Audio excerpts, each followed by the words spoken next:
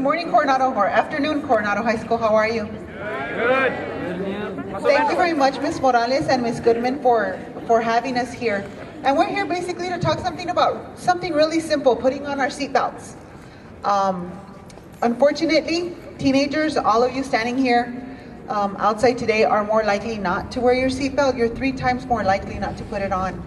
And when I go out to the community and I ask questions, sometimes I get I ask the students, why don't you put your seatbelt on? Well, I hear it's not cool, it's uncomfortable, it rides up on my neck, I forget. But the reality is that, as we're getting older, we have more responsibilities, and one of those big responsibilities is for you to wear your seatbelt. And we might think, well, that's easy, or, it's kind of elementary, right? But in the end, the thing is, for example, right now, John's going to share his story with you. He used to be a freshman here at Coronado High School. And he's going to share his story with you. And those 2 seconds, 3 seconds that it takes for us to put our seatbelt on, it's going to save your life. It's going to save your friend's life. Those of us that have people that we love, it's going to save their lives. And also, if we happen to be in a crash with another vehicle, it's going to save that other family's life. So it's not just about us wearing our seatbelt. It affects the entire community. Your principal just stated she's lost students that would have graduated or did graduate from Coronado High School, and they're no longer here pursuing their dreams and their wishes because of something that they didn't do for 2-3 seconds. So without further ado, I'm going to go ahead and introduce. His name is John Muir, and he's a student at Cathedral High School. Like I said, he used to come to Coronado High School his freshman year when he was involved in that crash. That's why we brought him here today, so he can go ahead and share his story with you. Okay. John? Oh, you know what? I'm so sorry. We do have one of your favorite teachers here, Mr. Hawkins. And he wants to talk to you a little bit before we get into John's story. Hey everybody, how's Coronado doing? Yeah! All right, T-Birds. First of all, I want to thank TXDOT, the Texas Department of Transportation. And I would also like to thank our PTSA here at Coronado High School and our administrators for seeing that this really is a very important program to bring out to our school. And actually, this is a program that's very dear to my heart. And the reason for that is I want to tell you a quick little 1-minute story before I introduce John. But it all started about 1.5 years ago, and I was actually sitting right over there in E building. Some of you may have seen me around, or may have had me before. But my classroom's right over there in E building, and I was actually sitting there one afternoon right after school when I got one of the worst phone calls that any parent or any adult or anybody for that matter could ever receive. And as you all can possibly imagine, that phone call on the other end was John's mother, who is here today also. And through the tears, what I heard is that my godson, who at that time was only 16 years old, somebody who through the years I had come to love no differently than as if he were my own son, had just gotten into an extremely high-speed, high-impact car accident. Now, for the next 20 or 30 minutes, it was a blur. Only 20 to 30 minutes, but probably the biggest blur of my life, as I was speeding, trying to rush all the way across the other side of town to go be by the side of my godson, who had just gotten into this horrific accident. When I finally arrived, the whole time I was begging and pleading with God, please not to take our boy away from our lives, only to come to see something, as you guys can see here, but in my opinion, actually worse.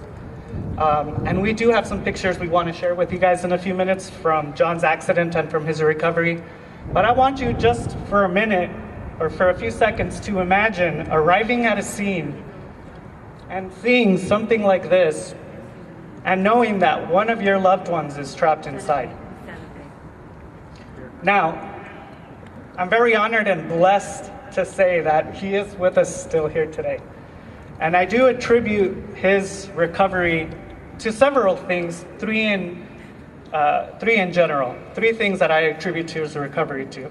And the first one is all the countless prayers and support and all the blessings that we had, and all the support and prayers that I got from the Coronado staff, from the students, and even from our Youth Alive Club here. And I also attribute his recovery to all the first responders, the EMS that showed up and helped him, the police department, the fire department, a complete stranger who stopped at the side of the road to help him while he was trapped. And the third reason, I would actually like John to explain as to why we feel that he survived. So if you could please help me welcome our walking daily reminder that miracles really do exist, a former T-Bird, my godson, John Taylor Muir.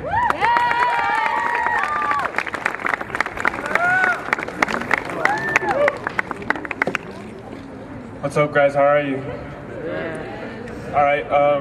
I don't know if any of you guys remember me, but I came here my freshman year, and I just wanted to basically come here to tell you guys not only how important it is to wear your seatbelt, but how dangerous the roads are and how dangerous it is every time you step inside of a car. Not only you, but other drivers all around you. So also, before I begin, I'd like to thank the Texas Department of Transportation as well. And I'd like to thank all of you guys for giving me an ear to listen to my story. Well, as you guys know, my name is John, or as you may know me as Taylor. I go to Cathedral now.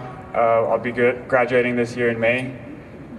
But basically, I want to start off by saying that all of us have experiences in our lives that shape us, shape our character, shape our virtues, our morals, and shape basically who we are. I'm sure just by me saying that, you guys can think right now about a couple of experiences in your own lives that make you who you are right now. We are who we are because of what we go through. And this, basically the biggest time for me, the most impactful moment for me happened exactly 545 days ago. I just got out of school.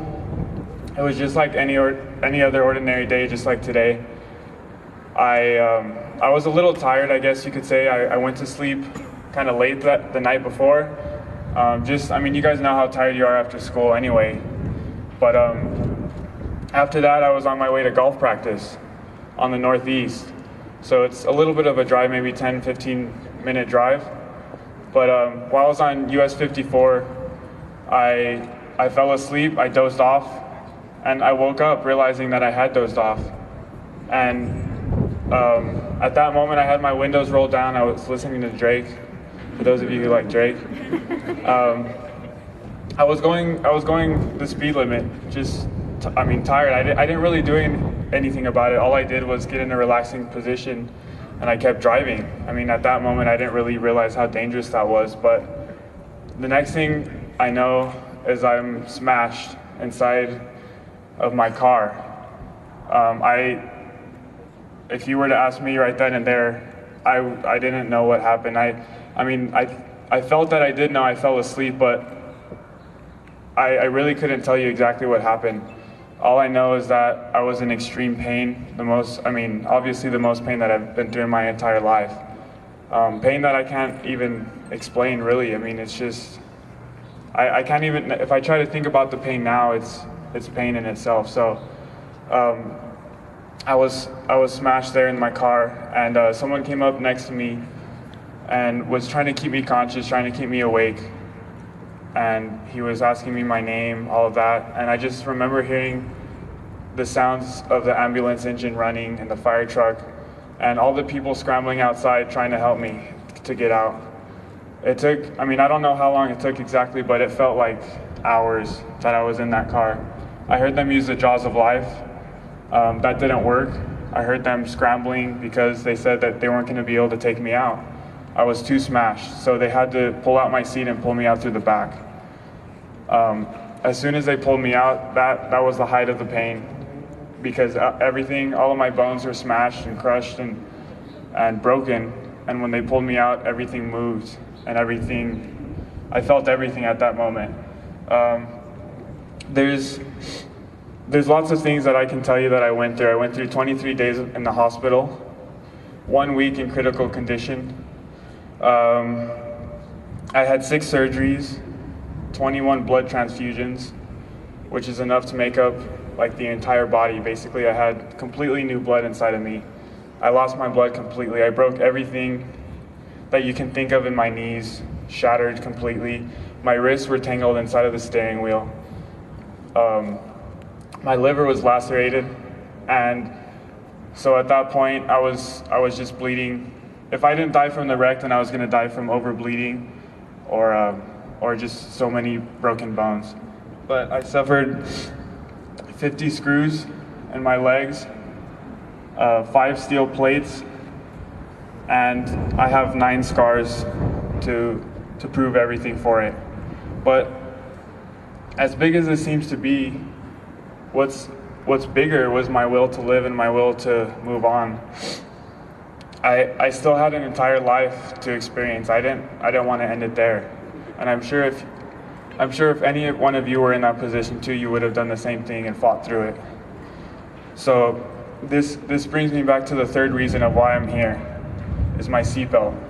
I know all of you may think it's uncomfortable, or it'll mess up your clothes when you're on your way to the party, or it's just inconvenient. But I'm here to tell you guys different, that it's not. I mean, it's your life. It's that split second of buckling that seatbelt, and I mean, potentially saving the rest of your life. And I know that sounds very exaggerative, but it's really not. And you can say, oh, I'm a good driver, I don't need a seatbelt. But I mean, what about all the other drivers out there on the road? You can't say for them. So basically, I'm here to tell you guys that to try to make it a point, not only for yourselves, but for all the people you love. I mean, just put on that seatbelt. It's not that big of a deal, I promise you that. Everything I went through would not be worth it if I'm here to tell you guys my story and you guys leave without listening or doing anything about it. I went through all that, and so I'm here to tell you guys that I don't want you guys going through it, or any of the people that you love going through it either. So because I can tell you that if I wasn't wearing my seatbelt, I definitely wouldn't be here. I mean, that's definite. I would have flown out of my car and smashed into the vehicle that I wrecked into, which was stopped.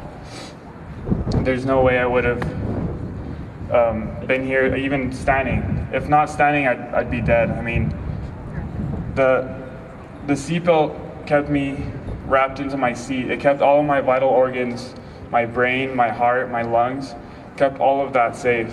And sure, I broke all of my bones, but I mean, just look what I've come to, and look what I've been able to live through. I mean, your seatbelt really is that important. I just saw something the other day.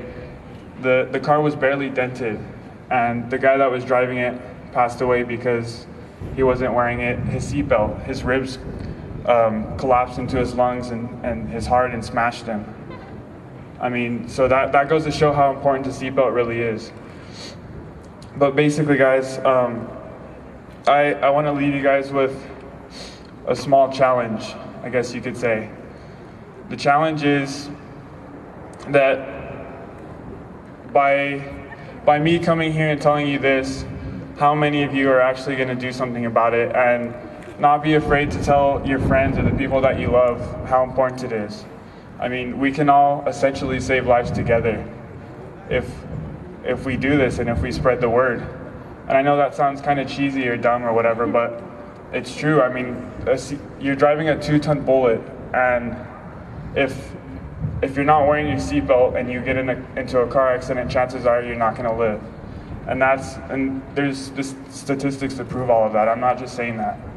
So if we can all spread that word to wear a seatbelt and emphasize how important it is, we can all save lives together. Thank you guys so much for letting me come and speak to you, and drive safe. And yeah, just remember to wear your seatbelt, guys. Thank you. Oh, and one last thing, if you guys have any questions, or if you want to see some more pictures, I have a lot of pictures, and I'll answer any questions you guys have. Thank you.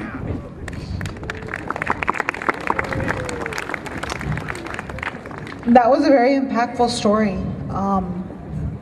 His mom's here also, and we also have to think, like I said, of the other people that love us and that we love.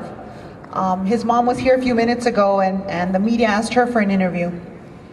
And I bet you it was one of the hardest times in her life that she's going to remember. I'm a parent myself. I have teenagers. And I've educated thousands and thousands of students since I've been at TXDOT. And still today, I get teary-eyed thinking that something like this might happen to one of my children. And I'm sure your loved ones, your parents, feel the same way about you. So please remember, buckle up every time that you all get in a vehicle. This will go ahead and close our presentation today. I did bring some backpacks for you guys. If you'd, we'll be back here in the back of the TXDOT vehicle if you care to stop by for one. Or as John mentioned, if you care to speak to him, he'll be more than happy to talk to you. Okay? Thank you very much. Yeah.